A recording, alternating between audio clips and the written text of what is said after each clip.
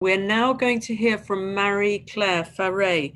She is from the Democratic Republic of Congo, a research scientist, freelance consultant on gender and human rights defender from Common Cause UK and the Democratic Republic of Congo. On reaffirming the right of women and girls to physical reproductive integrity.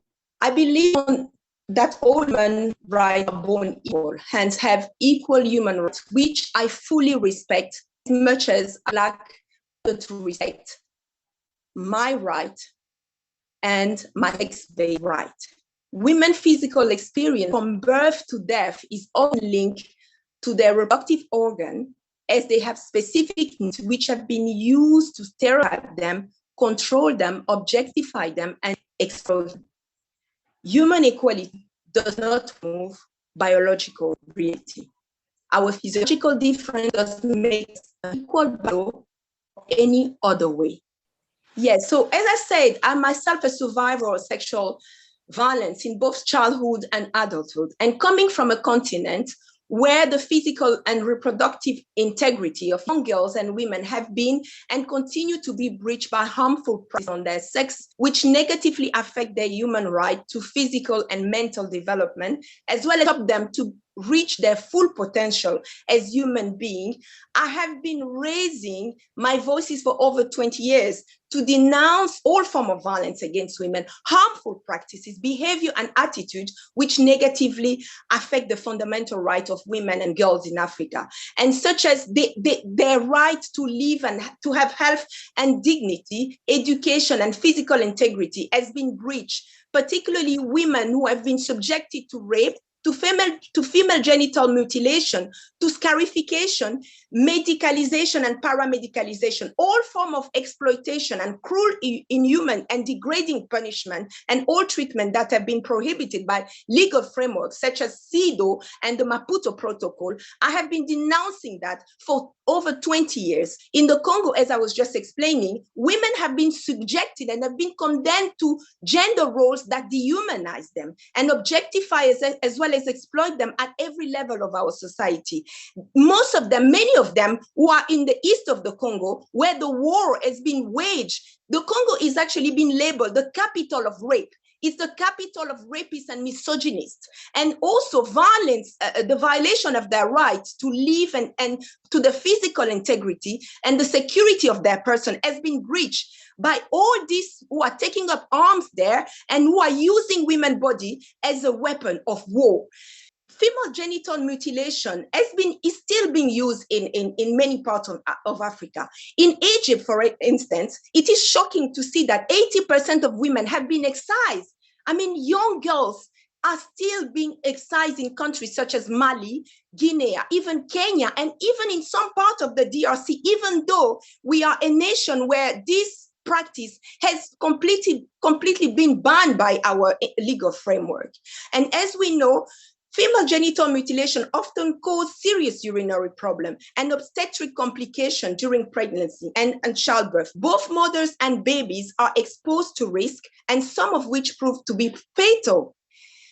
Over the decades of research work that I have undertaken, and I've noticed that due to the intergenerational oppression of women, lack of education, dehumanization, there is also a link between violence against women, femicide, and a great ignorance and misunderstanding of women's reproductive organ, particularly of women's menstrual cycle. Hence, stereotyping women as weak, stupid, mysterious women being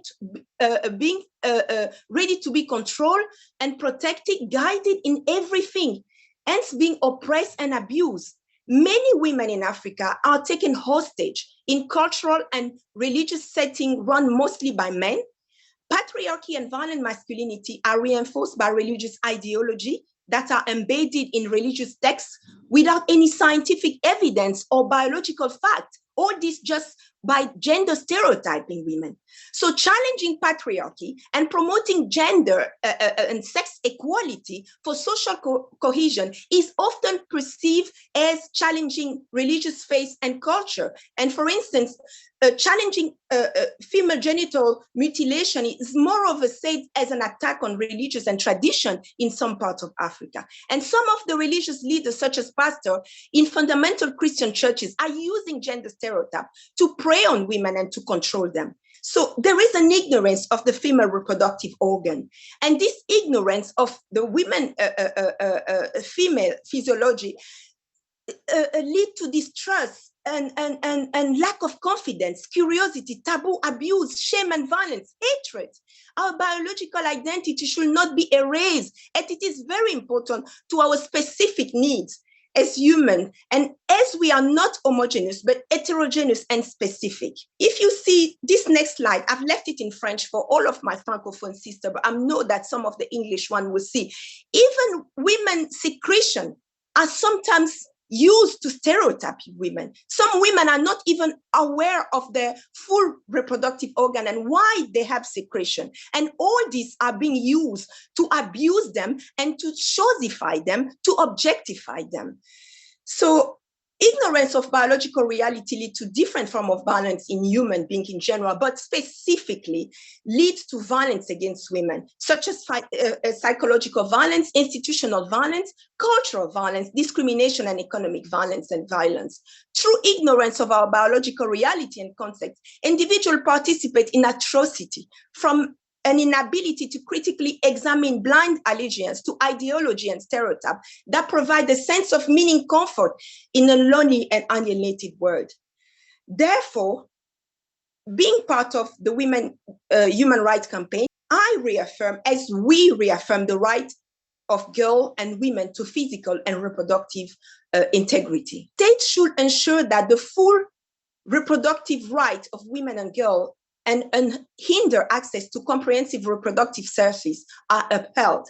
States should recognize that harmful practices such as forced pregnancy and the commercial and altruistic exploitation of women's reproductive capacity involving surrogate motherhood are violation of the physical and reproductive integrity of girls and women and are to be eliminated as form of sex-based discrimination.